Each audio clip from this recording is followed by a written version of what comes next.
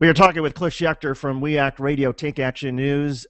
Cliff is an expert on gun control policy. He has fought along with the mayors against gun violence to try to do something, particularly in cities. And Cliff, I was astounded this week, as were a lot of people in the political world, in terms of the political ramifications of the gun control debate. There was a special primary election in the district that Jesse Jackson Jr. had held. Jesse Jackson Jr. no longer in the seat. And there was a state senator named Robin Kelly who crushed the more established Democrat by the name of Deb Halverson, a former member of Congress, by 30 points. And the key distinction between them was that Robin Kelly was an unabashed supporter of these various gun control measures.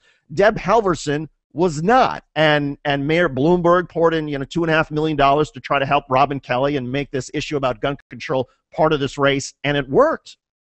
It did, and it helps push further the narrative that needs to be out there, which is the truth, which is the NRA is a paper tiger. They split their money up in very small amounts of money. Paul Waldman did a study for the Center for American Progress showing that they have no effect, and their 0.83% success rate, according to the Sunlight Foundation. Return on investment last election, they lost 6 of 7 races they got in that were Senate races where they spent $100,000. They lost the presidential where they spent $18 million. Again, that all happened before this, and Mayor Bloomberg got involved, and I consult for Mayors Against Legal Guns for disclosure, got involved in a race in California where he knocked out a blue dog who'd done the NRA's bidding, Joe Baca. He helped elect the Attorney General in Pennsylvania and in many other races like this. So this was making a difference. The media wasn't covering it as much, but Newtown has changed everything in terms of people's attitudes have moved that much more in the favor of we need to do something. This is a public health tragedy that's going on every day.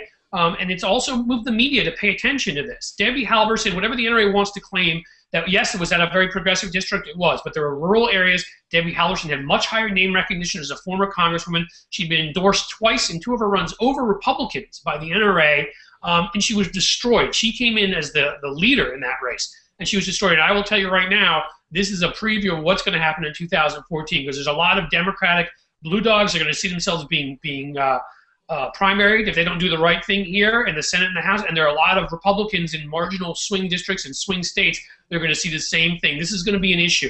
You can't. 92% of people support background checks. They should know that going into these elections.